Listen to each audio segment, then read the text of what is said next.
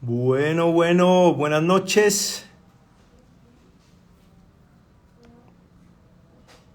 Ahí sí me oyen, así.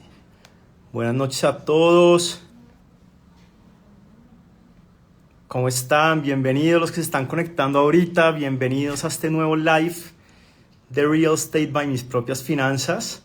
Estamos súper contentos acá de hablar de un tema súper álgido en el momento. Me alegra que se esté conectando tanta gente. Qué bueno, está teniendo acogida nuestro segundo live. Pero bueno, démosle de una vez la bienvenida a nuestro invitado. Eh, Tenemos hoy un invitado súper especial, Juan Carlos Peláez, que ya se los voy a presentar. Es más, lo voy a ir invitando. Juan Carlos, le voy a mandar la invitación para que la vaya aceptando. Esperen a ver acá.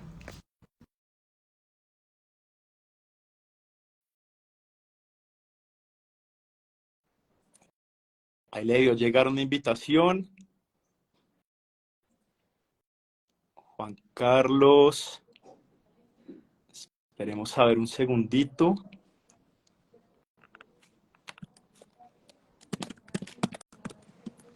Esperemos a ver. Acá invitamos a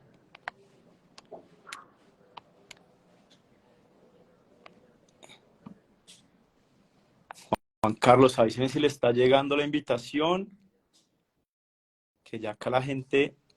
Ahí está. ¿Qué hubo, Juan Hola, ¿cómo va Carlos? todo? ¿Cómo va, Felipe? Muy bien. ¿Y Bien, usted todo cómo bien. está? ¿Todo bien o no?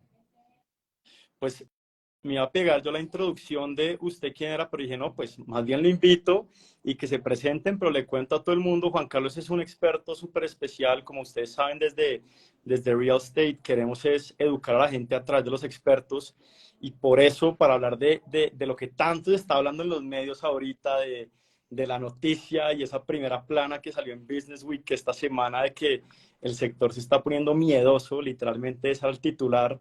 Y viendo el post de Instagram de Juan Carlos, y pues ya habíamos hablado antes, dije, no, pues más bien juntémonos, conversemos sobre el tema, pero preséntese usted un poquito, Juan, cuéntenos usted quién es, qué está haciendo ahorita, que además tiene un proyecto espectacular con un compañero mío de trabajo antes en Rappi, pues que también me alegra mucho cómo les está yendo. Entonces, si quiere, cuéntanos un poquito quién es usted y Bueno, qué está no, haciendo muchas ahorita, gracias, Juan. Felipe, por la invitación. Yo soy Juan Carlos Peláez. Tengo más de 20 años de experiencia trabajando en finanzas, en banca de inversión, en private equity. Trabajé en private equity inmobiliario y en estos momentos soy el cofundador de Capu, que es una plataforma para invertir en el sector inmobiliario desde montos bajos a través del celular. Ahí soy socio de Oscar Garzón, que usted conoce y trabajaron juntos en Rappi, y de Alejandro Ochoa, que es nuestro co-founder tech, que está en México, que también es ex Rappi. Entonces nos juntamos desde el año pasado y estamos remando ahí duro para sacar adelante la posibilidad de invertir desde montos pequeños en buenas oportunidades inmobiliarias desde el celular. Venga, antes de entrar en materia con el tema que vamos a hablar hoy, cuente cómo ha sido ese salto de pasar de trabajar en un fondo, de ser banquero de inversión a la No, locura de pues ha montar una sido, startup. yo lo que digo es que me ha rejuvenecido, o sea, me ha quitado pelo, pero me ha rejuvenecido trabajar con Oscar y con Alejo. Estoy aprendiendo muchísimo del tema de tecnología y estoy aprendiendo muchísimo de lo que es pues esta aventura de montar una startup, ¿no? Eh, no, muy, Bueno, yo no sé, creo que todos trabajando en startups hemos sí, perdido pelo. Eso sí, tranquilo, exactamente. que nos pasa a todos, nos pasa a todos. Oiga, buenísimo, buenísimo. Pues Juan Carlos, mil gracias primero por el tiempo, por unirse a la iniciativa de educar en este tema de real estate que es tan apasionante para todo el mundo, pero que se conoce tan poco, ¿no? La gente cree que invertir en real estate es comprar una casa y ya, pero pues es un universo gigantesco, usted más que nadie lo conoce, que ha trabajado tantos años en esto. Entonces, pues mil gracias por el tiempo. Eh, y vinimos a hablar de un tema pues específico. Ahorita preciso, le quería contar una anécdota, me llegó que estábamos como promocionando pues esta charla en live y me llega un inbox de uno de los seguidores y me dice, oiga, pero llevo yendo que hay una crisis desde el 2006, como cuál es la joda. Mejor dicho, llevamos 20 años hablando de esto. Entonces, si quieren, empecemos como por lo básico. Digamos que la semana pasada salieron varios artículos hablando un poquito que el tema especialmente de oficinas en Estados Unidos estaba muy crítico, literal decía como se ve scary, se viene algo miedoso.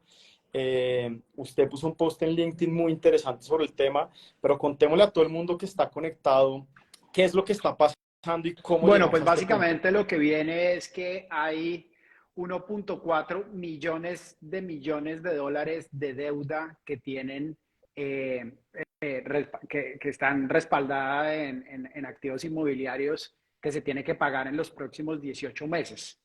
Entonces, lo que están empezando a describir algunas publicaciones como Bloomberg, Business Week y el Economist y el Financial Times es que no está claro cómo se va a poder refinanciar o pagar esa deuda. ¿Por qué hay tanta deuda? Porque, digamos, veníamos de un escenario prepandemia con tasas bajas y con ocupaciones altas.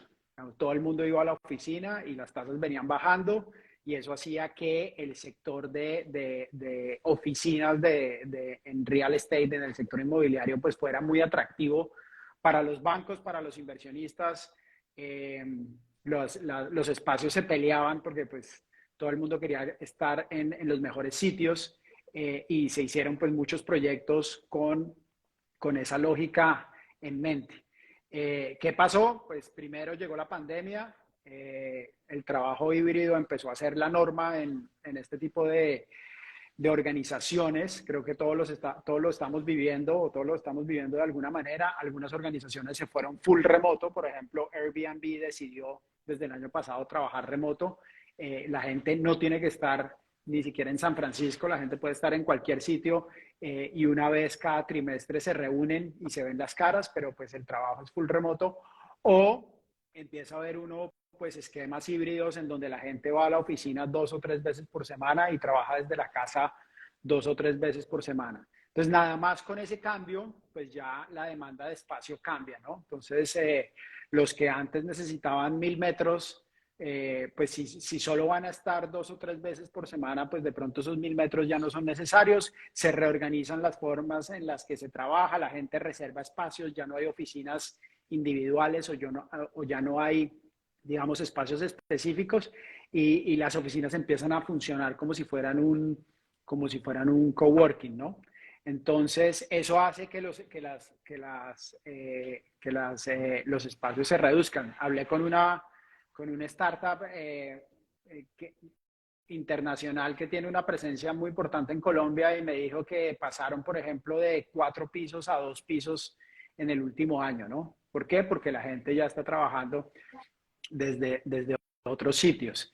Y a eso se le sumó recientemente, en el último año, pues la subida de tasas de interés. Entonces, en términos del flujo de caja de los activos inmobiliarios, pues con la caída de las ocupaciones, pues se bajan los ingresos y con el aumento de las tasas, pues se aumenta el costo financiero. Por ejemplo, en el caso del PEI, que es información pública que todos pueden ver, el PEI este año estima que va a pagar en intereses algo así como más de 500 mil millones de pesos. Venía Locura. pagando como la mitad de eso, pero su tasa de endeudamiento se duplicó y pues eso hace que haya una preocupación pues muy grande en varios bancos que han prestado para este tipo de activos. En Estados Unidos los activos están mucho más apalancados que en Colombia. Entonces, lo que se está viendo, por ejemplo, estaba viendo que en San Francisco las tasas de desocupación de las oficinas están cercanas al 30%, en Nueva York están cercanas al 20%, y esto lo que ha generado es una caída en el valor de estos activos alrededor del 30%, y muchos inversionistas están entregándole a los bancos sus activos. Esto es en Estados Unidos y también está empezando a pasar en Europa. Oiga, venga, devolviéndome un poquito como para plantear toda la película. Cuénteme un poco como cuáles son los actores del ecosistema, ¿no? Está como que un fondo de capital privado inmobiliario que compra inmuebles, y está un banco que lo apalanca, y está la gente que lo arrienda, ¿o cómo es ese Claro, ecosistema? esto es, digamos, un ecosistema que ha cambiado mucho en los últimos años porque se ha profesionalizado y se ha institucionalizado la inversión en edificios de oficinas. Digamos que antes lo que pasaba es que un constructor, un desarrollador hacía un edificio de oficinas y se vendía por oficinas o por pedazos. Entonces había muchos propietarios, pero desde hace varios años se ha vuelto unas inversiones mucho más institucionales en donde hay un inversionista que usualmente es institucional, o sea, ha levantado plata con fondos de pensiones, compañías de seguros, incluso con personas retail, y ese inversionista es el encargado de ejecutar la inversión, de alquilar los espacios y de darle el retorno a sus inversionistas y manejar la propiedad como una sola propiedad. Ya, Eh, y dado el buen panorama que había en términos de financiamiento, pues lo que hacían era apalancar estas inversiones con deuda, en el caso de Estados Unidos, principalmente con bancos regionales, ¿no? Los bancos regionales tienen algo así como el ya. 27% de toda la deuda de activos inmobiliarios de oficinas en Estados Unidos, y por eso la preocupación pues también está por el lado de qué va a pasar con estos bancos si no les pagan. Claro. Y esas deudas, ¿cómo se estructuran? Porque usted dice que pues obviamente el costo financiero se les ha incrementado muchísimo. Esas tasas de interés son variables. ¿Cómo se estructura esa Claro, deuda entre los pero fondos y los usualmente, bancos? digamos, lo que se hace es que se hacen unos flujos de caja, se calculan, digamos, cuáles son las expectativas de ocupación, cuáles son las expectativas de renta por metro cuadrado, por pie cuadrado, cuáles son las expectativas de vacancia, cuáles son los costos y gastos operacionales, y sobre esa proyección se hace un cálculo de cuánto es la deuda máxima que le cabe a cada activo dependiendo de los supuestos de tasa de cambio y de plazo. Entonces, los escenarios de tasas eran bajos, pues había una capacidad de endeudamiento mayor, ¿no? Si la cuota que uno paga tiene un interés incluido que es bajo, así como con los créditos hipotecarios, pues lo que termina pasando es que uno pues, puede asumir un mayor endeudamiento. Pero esas tasas son tasas Claro, usualmente variables, son tasas que en la medida en que ya. haya aumentos de las tasas de interés de referencia, pues son tasas que se van a incrementar. Y eso es lo que está pasando, ¿no? Que las tasas, yo estaba viendo que la tasa IBR, por ejemplo, en Colombia, que hoy está en el 13%, pues en el 2021 estaba en el 1.5%, algo así. Entonces, tenemos un Wow, incremento de 12 puntos qué locura. porcentuales en el lapso de 2 años. Entonces, eso Qué también locura. ha sido lo que ha pasado en Estados Unidos, y lo que termina pasando es que, como decíamos, los ingresos caen porque baja la ocupación y en muchos casos baja la renta. Digamos que con la pandemia muchas compañías renegociaron lo que estaban pagando de arriendo, eh, y sube el costo financiero, y ahí es donde ya los números no cuadran. Pucha, y digamos en la situación en que de verdad la gente no te va a como pagar, los fondos no tengan los recursos para pagar y le devuelvan eso a los bancos, y los bancos se queden con esos activos y los créditos, ¿cuál es como la situación de terror? ¿Qué es lo peor que Claro, puede la pasar? preocupación es que los bancos pasan de tener un activo que les genera ingresos, o sea, los bancos en su activo lo que tienen es un préstamo para un activo inmobiliario que genera ingresos, que genera intereses, pasan de tener un activo que produce retorno a un activo que no produce retorno. Eh, Claro, que son los NPLs, en español pues se habla de las daciones en pago, ¿no? Entonces, eso lo que Ya. implica es que el banco tiene que hacer un reconocimiento de una caída del valor de su activo, porque antes tenía algo que le generaba Le flujos, ahora generaba no genera flujos flujos. y tiene que decir, bueno, entonces como no me genera flujos, esto no vale lo que yo tengo registrado y tengo que hacer un ajuste que va directamente a bajar su utilidad eh, y a bajar también pues el nivel de activo y por lo tanto puede tener, digamos, implicaciones en sus niveles de solvencia, sus niveles de liquidez. Entonces, el temor que hay, especialmente en Estados Unidos, es que mucha de esta deuda de activos inmobiliarios está en los bancos regionales que ya venían teniendo problemas como vimos con Silicon Valley Bank y First Republic. Entonces, hay temor de que se pueda venir una crisis financiera a raíz de los problemas que hay con los activos inmobiliarios de oficinas. ¿Y esto es solo en el sector de las oficinas o también se está viendo en el sector vivienda y demás? Pues en el sector vivienda empieza a haber unas señales que preocupan también. Eh, y en el sector digamos, y en otros sectores que habían estado muy dinámicos, como que también las valoraciones empiezan a verse afectadas. Pero principalmente la mayor preocupación viene por el lado de las oficinas que han sido los activos más afectados con el tema de la pandemia, ¿no? O sea, como que la pandemia cambió la Ya. forma en la que trabajamos, pero pues la gente sigue viviendo en donde vive y claro, el otro activo que se afectó también es los activos de retail, ¿no? De las ventas, de las ventas al público. Total, total. Oiga, pero venga, digamos que mi hermano y Carolina, pues Juan Pablo y Carolina de Expertas Finanzas y copiando lo que hace Warren Buffett y los grandes inversionistas dicen, en momentos de crisis, el que tenga platica para salir a mercar se va a encontrar con grandes oportunidades también. Entonces, claro, el panorama que usted nos cuenta, pues es preocupante, pero ¿qué oportunidades también usted ve que se pueden generar gracias a esta Bueno, situación? una de las cosas que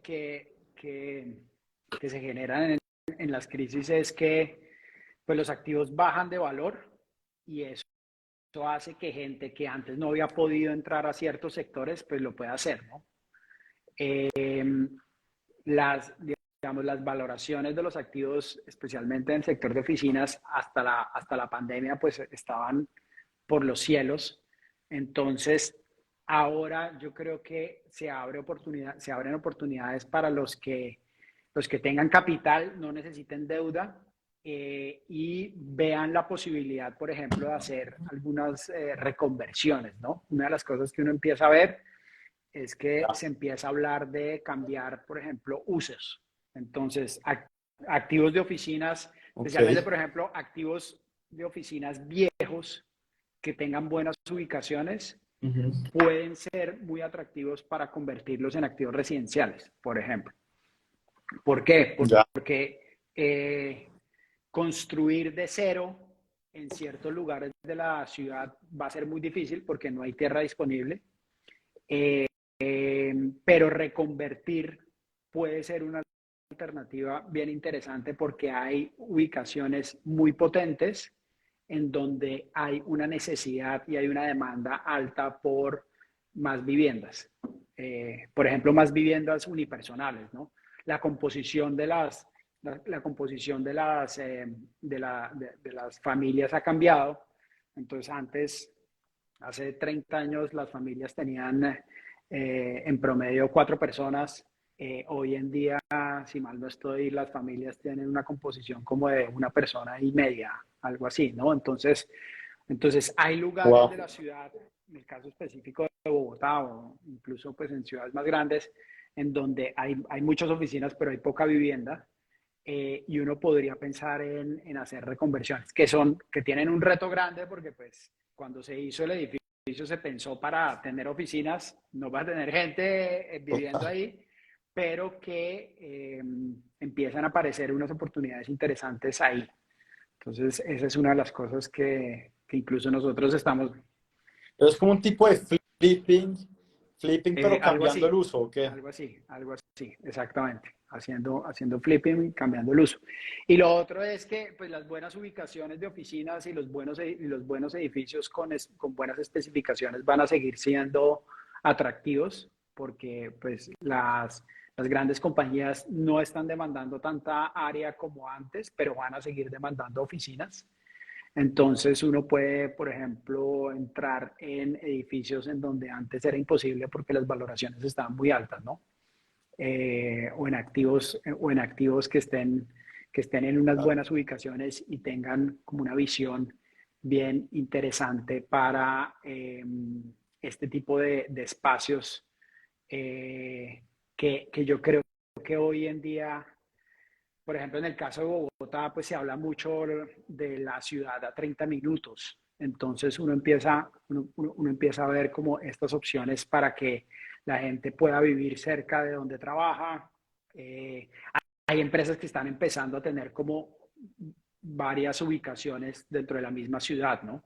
O sea, no una oficina, no 5.000 metros en un solo sitio, sino 700 metros en tres sitios, ¿no? Ya no necesitan 5.000 metros, necesitan 2.000 y los reparten en diferentes sitios. Eso empieza a pasar y empieza uno a ver alternativas de inversión relacionadas con ese tipo de oportunidades.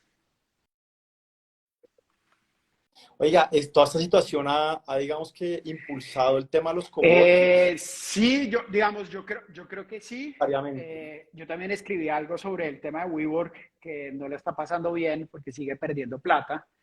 Yo creo que los coworkings tienen una oportunidad grande, pero hay mucha competencia también, ¿no? Entonces, Sí, güey, pucha. es, No se encuentra una exactamente. cada esquina en Entonces, Bogotá. eso también hace pues, que los precios bajen y que sea difícil hacer plata. eh, Porque pues si la gente tiene varias opciones digamos que no es tan sensible a estar en un sitio o en un edificio muy bonito, pues su disposición a pagar no va a ser muy alta, ¿no? Entonces yo creo que el reto que tienen los coworkings es encontrar una buena relación entre el precio que cobran y la ocupación que logran, ¿no? Para que un coworking funcione necesita tener unas muy buenas Ya, ocupaciones, pero cuando hay una muy buena ocupación, pues la gente tiende a buscar otro, porque no le gusta cuando está muy claro, lleno, claro. porque si tiene mucha gente alrededor, pues no puede hacer una llamada o, digamos, los servicios que le prestan, pues empiezan a deteriorarse. Entonces, ese equilibrio no es fácil eh, y es algo que está sufriendo. A Sí, nosotros nos claro. pasó, nosotros en mis empresa finanzas estábamos en un coworking y llegó un punto en que pucha, es que había días que ni siquiera podíamos ir porque ya Exacto. no podíamos reservar el cupo, aunque ya estaba Exacto, entonces colapsado. ahí hay un equilibrio que es difícil de lograr, ¿no? Porque pues las ocupaciones, yo estaba viendo que la ocupación promedio de WeWork creo que estaba por encima del 70%, pero incluso así, incluso en ocupaciones de 75%, no lograba tener números positivos. Wow, Entonces, unas por otras, ¿no? Pero yo, digamos, ya, lo que estamos empezando a ver es que las compañías empiezan a tener como oficinas satélite, ¿no? Entonces, una oficina en el centro, una ya, oficina en el sur, una oficina en el norte, como tratar de cubrir las diferentes, pues entender muy bien dónde vive la gente. Yo creo que la planeación de las oficinas empieza a tener en cuenta mucho más a la gente. Digamos que antes el que ponía o usualmente el que pone el lugar de la oficina es el jefe. Y por eso es que hay edificios con muy buenas especificaciones, pero que están por fuera de donde viven los que toman la decisión, y son edificios que tienen ocupaciones bajas por eso. total, total. Oiga, ya que hablamos un poquito de Bogotá y de ejemplos de Bogotá, ¿cómo afecta todo esto? Hablamos de Estados Unidos, de pues los Los reportes que salieron fueron en revistas de Estados Unidos. En Colombia hemos oído noticias sobre el tema de vivienda, la caída del tema de vivienda y demás. Pero en este tema de oficinas, ¿usted cómo está viendo la situación acá en Pues Latinoamérica y yo en creo que Colombia?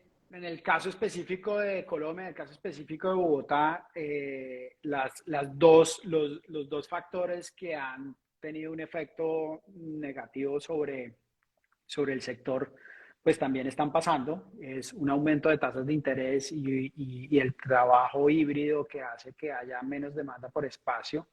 Creo que en el caso de Colombia, digamos, no hay tanto apalancamiento, o sea, no, los activos de los fondos inmobiliarios no tienen tanta deuda, pero sí empieza uno a ver señales como de preocupación, ¿no? Creo que lo que pasó con el PEI o lo que está, digamos, el PEI al ser listado y ser público, o sea, público queriendo decir que está listado y se puede transar en la bolsa, pues tiene información que muestra algo de este estilo, ¿no? Lo que les contaba que de un año a otro se incrementó, su tasa de endeudamiento se dobló y eso hace que, por ejemplo, si mal no estoy, el PEI tenía una expectativa de ingresos este año de 700.000 millones de pesos y una expectativa de gasto de intereses de 500.000 millones de pesos. Entonces, básicamente el PEI está trabajando para pagarle intereses a los bancos. A los bancos. Yo creo que hay un tema importante de valoración de activos. Creo que los fondos tienen en sus balances unos activos valorados en un escenario que hoy ya no está.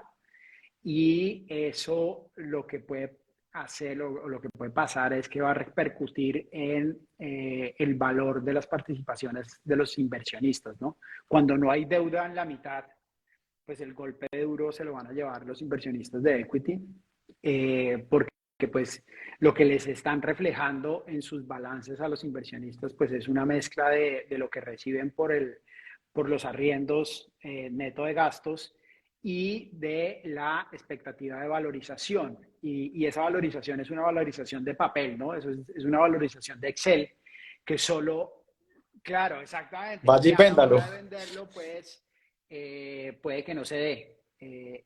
Y creo que entiendo que hay varios fondos que están buscando vender activos, pero parte del problema que tienen en estos momentos es que lo que les ofrecen está muy por debajo de lo que tienen registrado en su balance y eso hace que si deciden avanzar con esa transacción, pues les toca reconocer una pérdida.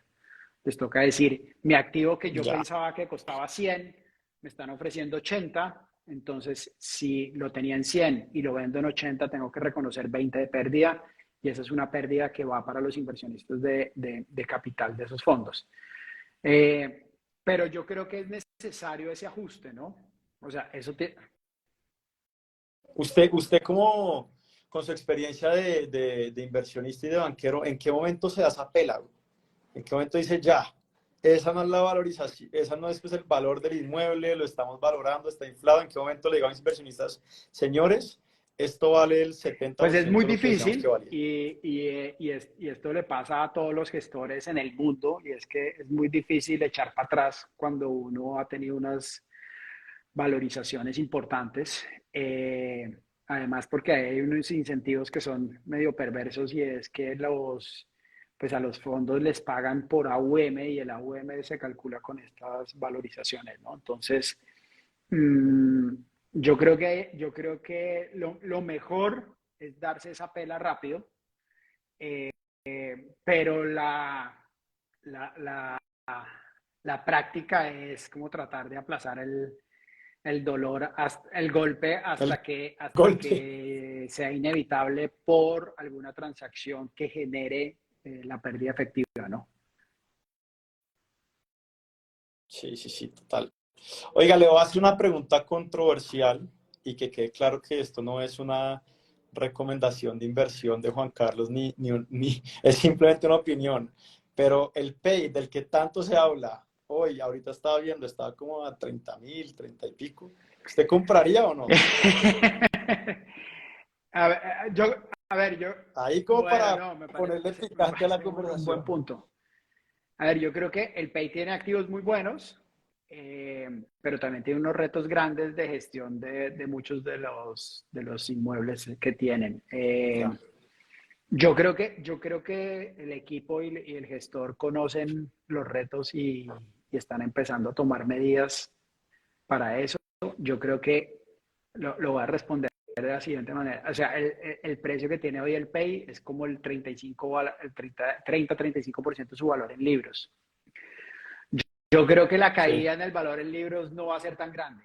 Entonces hay espacio para hacer plata, pero ya. hay que aguantar, hay que tener hígado porque es un tema que se va a demorar unos años, pero yo creo que ahí puede haber una oportunidad interesante. Comprarlo, pero no Exactamente, revisar todos los días. exactamente. Comprarlo y Oiga, bueno. desapegarse de eso por ahí en 2 años. Sí, sí, sí, literal. Venga, Juan Carlos, y de manera más general, usted como inversionista, como experto en el tema inmobiliario, ¿dónde está viendo ahorita las oportunidades? Digamos que obviamente el tema de oficinas, por lo que ya hemos hablado, pues está complejo, pero usted ¿dónde ve que hay buenas oportunidades ahorita en el Pues yo creo sector? que nosotros estamos mirando con muy buenos ojos el tema de rentas cortas. Eh, Estamos viendo que hay apetito por ese tipo de activos. Eh, Todo está también, digamos, condicionado a los temas de ubicación, a los temas de operación, a los temas de buenos proyectos. También puede haber, digamos, por ejemplo, en Medellín empezamos a ver que ya hay como que hay muchos proyectos. Ya cuando la tía empieza a hablar de las rentas cortas y de Airbnb, eso es porque el momento ya pasó. Eh, en Bogotá Ya creemos pasó que eso. todavía hay Exacto. Lo dejo espacio. uso. Eh, hay dos temas, o sea, si yo creo que hay que entender muy bien los flujos de gente y en Bogotá, en el caso específico de Bogotá, pues tenemos el proyecto del metro que puede tener un efecto muy grande sobre cómo se mueve la gente. Entonces, yo miraría, por ejemplo, el recorrido del metro, por dónde va a pasar el metro, y ahí puede haber oportunidades bien interesantes. Yo creo que también hay espacio para mirar temas de reconversión, como hablábamos. Eh, Ya. aquí me preguntan, creo que son las rentas cortas. Las rentas cortas son Airbnb. O Sí. sea, desarrollar proyectos o comprar activos enfocados en alquileres cortos de menos de 30 días. Esas son las rentas cortas. Más Para como para los, sí, turistas o de turistas, trabajo, nómadas ¿no? digitales, ese tipo de usuarios que lo que quieren es quedarse 2 o 3 semanas en un sitio, después pasar a otro, pero que tengan buena, por ejemplo, buen internet, un sitio para trabajar, una ubicación que les permita moverse de manera fácil. En el caso de las grandes ciudades, el tráfico se está volviendo uno de los mayores limitantes para el entretenimiento, por ejemplo. Entonces, Sí. yo creo que uno tiene que entender muy bien las zonas de la ciudad y también yo creo que hay una oportunidad, digamos, en el caso específico de Bogotá. Bogotá tiene muy buenas zonas con poco desarrollo eh, y ya empieza uno a ver como movimientos de, como de proyectos buscando aprovechar esas buenas ubicaciones que hoy en día no están explotadas, pues. Entonces, ahí uno ve como procesos de renovación urbana que empiezan a pasar, algunos muy estructurados, otros mucho más como al ojo, ¿no? Pero Sí. ya empiezan a pasar. Sí, sí, yo creo que ese tema de rentas cortas, como usted bien lo decía, está de moda y por eso uno tiene que ser muy cuidadoso en qué se mete. O sea, no es que si uno compra un apartamento para alquilar en rentas cortas le va a ir bien. Hay que hacer muy bien la tarea y saber uno dónde se está metiendo, en qué tipo de proyectos. Y pensando en eso, le quería preguntar a usted, como cuáles son esos tres, cuatro factores que usted mira en un proyecto de estos a la hora de tomar una decisión si invertir o no? La locación, creo que ya lo hablamos un poco, es crítica, pero ¿cuáles son otras tres cosas que usted le puede aconsejar acá a la gente que tenga en cuenta a la hora de analizar Yo un creo proyecto de que pues estos? el tema de ubicación es fundamental, que ya lo mencionábamos, y ubicación no solamente es mirar, digamos, los barrios, sino también mirar, por ejemplo, los flujos de tráfico, las zonas de entretenimiento, las zonas comerciales. Eh, yo creo que esta idea de las ciudades de 30 minutos tiene mucho sentido, especialmente por cuando el tráfico empieza a ser tan complicado. Y hay ciudades de referencia como México, como Sao Paulo, que funcionan así, ¿no? Que es que ya, digamos, la gente, hay mini ciudades dentro de la ciudad. El otro tema, yo creo que es fundamental revisar, pues, que uno esté entrando con un constructor con buen track record, o sea, gente que haya hecho varios edificios en esas zonas, que conozca bien el mercado, no apostarle a los cuatro amigos que les dio por hacer un edificio, sino buscar ahí. Están Que apareciendo ahorita están muchos. apareciendo por todas No, partes. hay que buscarle a los señores y a las señoras con canas, que han hecho varios edificios, que tienen experiencia, que saben comprar, que saben, digamos, construir, y que ya tienen un buen track record. Y lo otro que recomendaría es que cada vez hay más datos disponibles. Entonces uno puede mirar, pues hay diferentes fuentes, algunas pagas, otras gratis, pero pues hay desde la gente de avalúos en línea hasta la gente de Camacol. Entonces hay diferentes fuentes que le pueden a uno dar buenos insights sobre las zonas, sobre las ubicaciones, sobre la competencia, porque también lo que pasa es que pues, si mucha gente le apuesta al mismo producto en el mismo sitio, pues va a haber una sobreoferta, ¿no? Entonces, eh, a mí me encanta cacharrear números y datos, y creo que si uno le gasta un tiempito a eso, puede tener un mejor entendimiento de lo que está pasando en la ciudad y de cuáles pueden ser las zonas que están por descubrirse. Sí, yo no sé si AirDNA, ustedes también usen sí, lo que pasa es que AirDNA, esa toca pagar, esa es página, cara, pero es sí, muy esa buena, es paga, pero para la gente que se quiera meter en este mundo de rentas sí. cortas, es una página espectacular que tiene cualquier cantidad de información por barrio, ciudad, mejor dicho, súper detallada, precios y demás. Entonces, hagan bien la tarea y estudien bien en lo que se van a meter antes de comprarle el cuento a un par de amigos. Sí. Eh, sí, hay muchas herramientas y hay mucha información del mercado, entonces pues vale la pena, vale la pena. Sí, Voy a aquí están escribirla acá, preguntando. esperen un segundo. Sí, Y también que, ¿cómo se llama la página? Ahí está, ahí la pusieron. así la pueden buscar y ahí pues uno puede acceder a información gratuita, más básica, ya si uno paga, es una base de datos de información de cada una de las ciudades, súper, súper, súper interesante para cacharrearle. Juan Carlos, ¿qué otras oportunidades ve, aparte del tema como de renovación urbana y el tema pues de rentas cortas? En el tema de vivienda hemos visto muchas noticias, caída salvaje de la venta de vivienda, caída de nuevos proyectos. ¿Usted cree que es una buena oportunidad para conseguir buenos precios, de ir a proyectos que están enredados en sus ventas para uno poder conseguir un buen descuento? ¿Hay Yo que puede haber creo que sí, oportunidades? pero hay que mirar con lupa, ¿no? Digamos, muchos de los desarrollos en vivienda, especialmente en vivienda de interés social, pues venían impulsados por los subsidios del gobierno. Si los subsidios no funcionan como venían funcionando, o cambia la metodología como se está proponiendo, o la disponibilidad de recursos es diferente, yo creo que hay que mirarlo con mucho cuidado, ¿no? Digamos que ahí el crecimiento era como un crecimiento con esteroides, empujado con gasolina de avión. Entonces yo creo que hay que mirarlo muy Sí. bien, con mucho cuidado. Yo creo que también hay oportunidades en el tema logístico de última milla.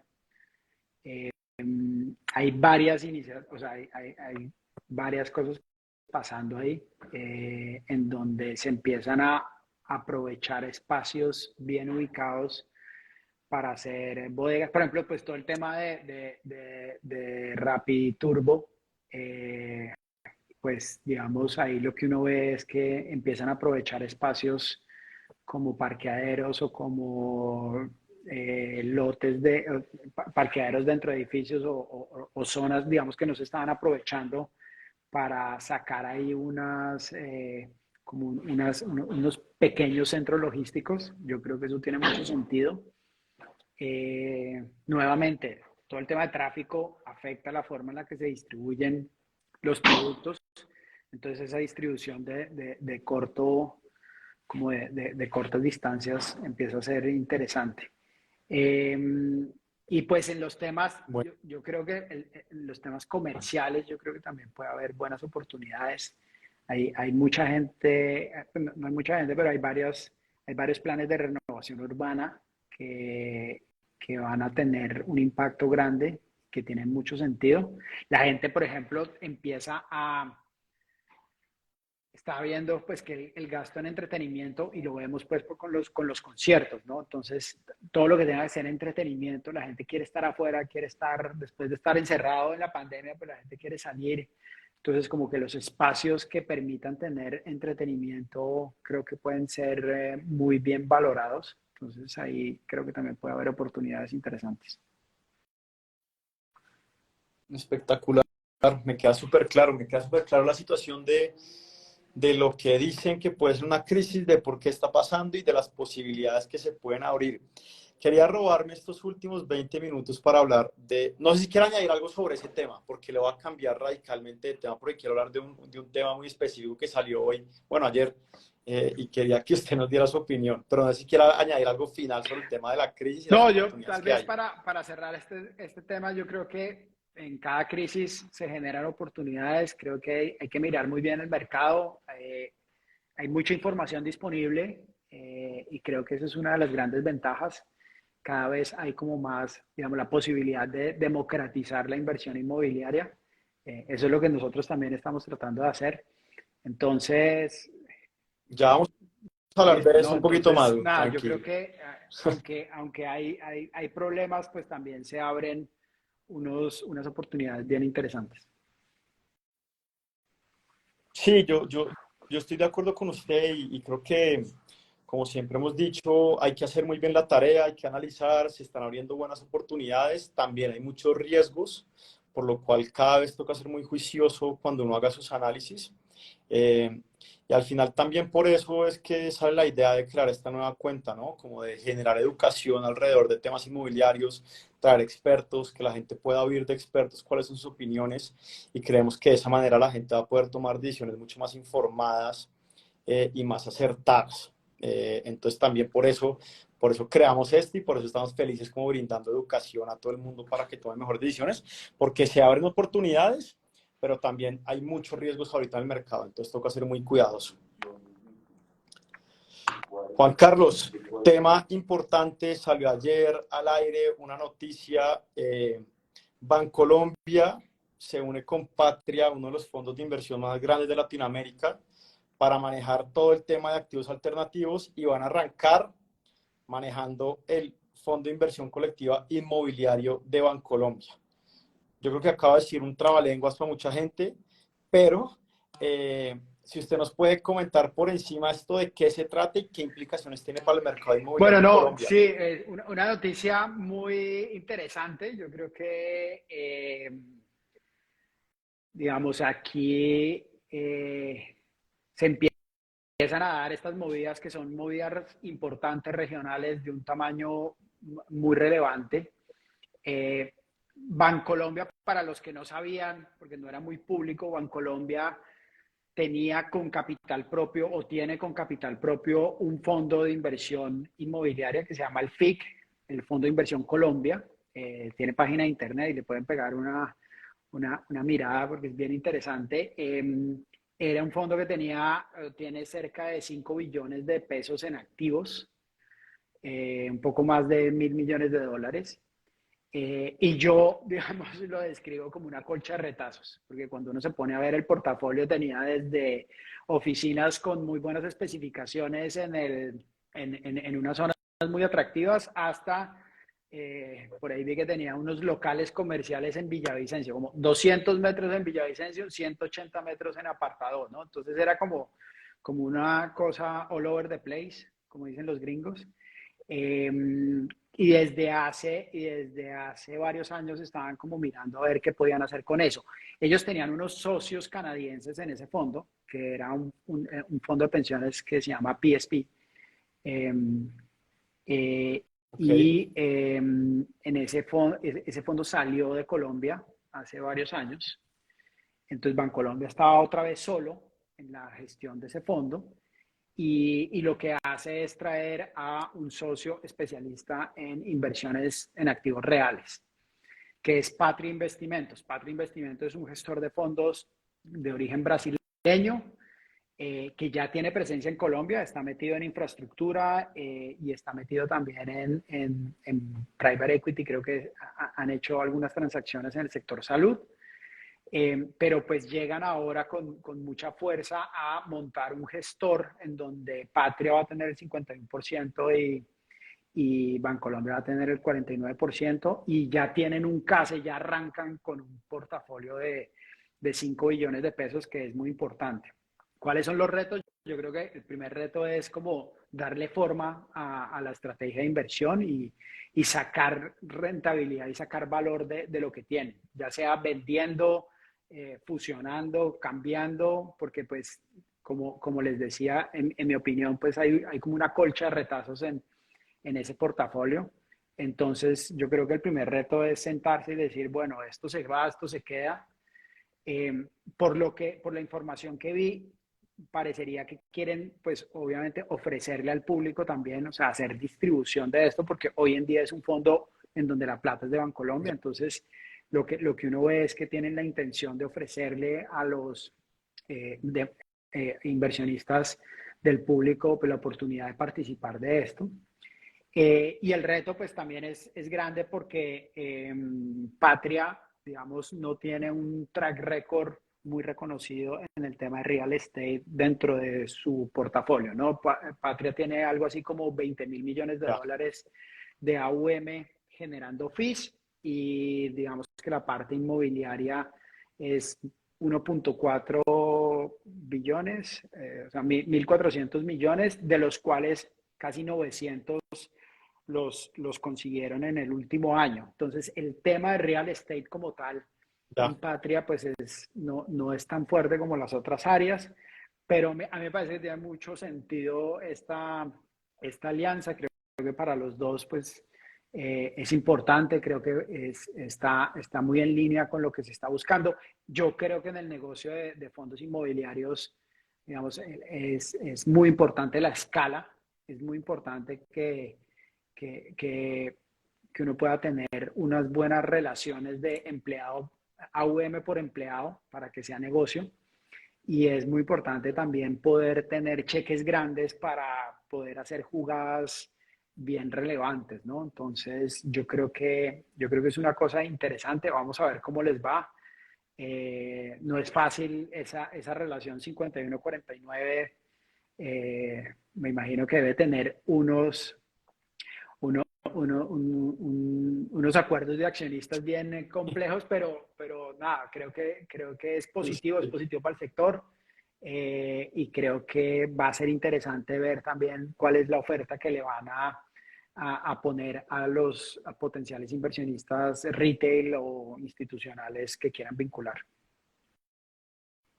Total, creo que para todos los que estamos acá conectados y que seguimos la cuenta, pues no hay todavía mucha información, no sabemos muy bien, solo sabemos que dos monstruos se están aliando para meterse muy duro en el tema de real estate, pero hay que estar muy pendientes, es algo que le puede dar mucha dinámica a la industria y que puede ser un producto tan interesante para que el inversionista del común retail pueda entrar. Entonces, pues la invitación era que acá Juan Carlos diera una breve introducción, pero a que todos estemos como súper pendientes y eventualmente cuando haya más información estaremos contando más a profundidad sobre el tema. Juan Carlos, eh, para cerrar, me gustaría que nos contara un poquito más de Capú. ¿Qué están haciendo con Capú? ¿Qué es Capú? Yo lo conozco pues por encima, conozco a Oscar bastante bien, pero pues cuéntele usted a la gente qué están haciendo, que me parece un proyecto Bueno, muy no, interesante. gracias por la pregunta y el espacio. Pues en Capu lo que estamos buscando es, Yo siempre digo Capú, ¿es nosotros Capú? decimos Capu, pero es una Ya, buena pregunta, Capú, porque viene listo, como de listo. Capital Union, pues, pero Ya, bueno, lo que queremos con esto es que la gente pueda invertir en el sector inmobiliario desde montos pequeños. Las inversiones usualmente en el sector inmobiliario estaban reservadas para inversionistas grandes, inversionistas institucionales o personas de alto patrimonio. Y salvo la compra de vivienda, digamos, no había mucha exposición en general al inversionista pequeño a este tipo de oportunidades. Entonces, lo que queremos es usar tecnología para que a través de nuestra app desde el celular uno pueda entrar en buenas oportunidades inmobiliarias con el respaldo legal, digamos, ya. robusto que queremos ofrecerle a nuestros inversionistas, ¿no? Entonces, nos juntamos con dos ex Rappi y yo, Oscar, que es especialista en producto, Alejo, que es especialista en tecnología, y yo que, digamos, traigo aquí como las canas del conocimiento de inversiones y real estate, y nos juntamos para formar Capu y nada, y pues estamos justo en ese proceso de lanzar. Ya tenemos nuestra app, ya estamos recibiendo usuarios y descargas, y ya estamos también, digamos, cerrando los temas de estructura legal y de activos que queremos ofrecer en la plataforma. Tremendo, buenísimo. Pues la verdad, para ser 100% transparente, no estaba pronosticado que habláramos de Capo y vamos a hablar de todo lo otro, pero eh, pues ajá, los proyectos, los emprendedores y los proyectos de gente seria, honesta, que además está estructurando las cosas bien desde el lado legal, nos encantan y creo que Capu ha hecho un trabajo ahí muy importante de ser muy minuciosos en toda la estructuración legal del proyecto. Entonces, no es que Capu nos esté pagando por hablar de ellos en absolutamente nada, sino que al final dije, oiga, ¿por qué no le cuenta acá a la gente lo que están haciendo, Juan Carlos? Entonces, los invito también a que le echen un ojo, que hagan la tarea, no se lo estoy recomendando yo, sino que hagan la tarea, revisen cómo lo hacen, revisen el modelo legal que están usando, los activos y todo, porque es un proyecto súper interesante y pues detrás de eso hay gente muy seria, entonces me parece también súper chévere que lo puedan revisar. Juan, ¿algo más para cerrar? Ya para no robarle más tiempo Muchas familiar. gracias, Felipe, por el tiempo. Si les interesa este tema, métanse a nuestra página, pues miren la página de Capu, en LinkedIn yo publico también algunas cosas sobre el sector inmobiliario, y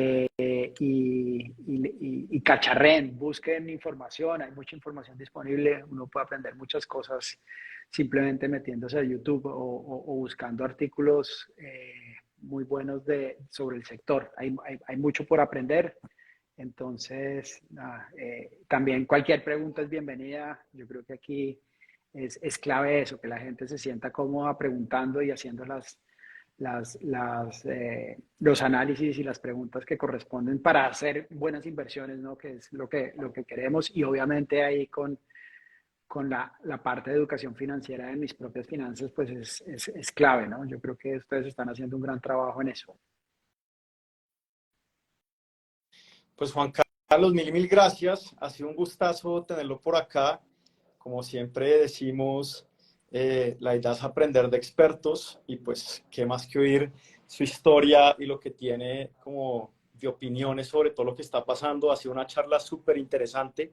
Sigan a Juan Carlos en LinkedIn, la verdad es que pone unos posts súper interesantes sobre el sector y pues también sigan a Capo en redes también para ver qué es lo que están haciendo. Un gustazo, Juan Carlos. Espero tenerlo por acá pronto otra vez y vamos conversando. Mil gracias a todos por conectarse. Ha sido una nota conversar sobre este tema y nos vemos muy pronto con más Chao, educación gracias, sobre real Felipe. estate.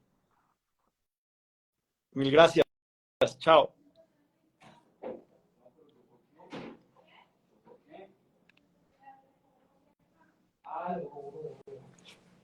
¿Qué hago? ¿Finalizar ahora? Pongo finalizar ahora. Sigo en Sí, live. ahí seguimos. Creo. Pero bueno.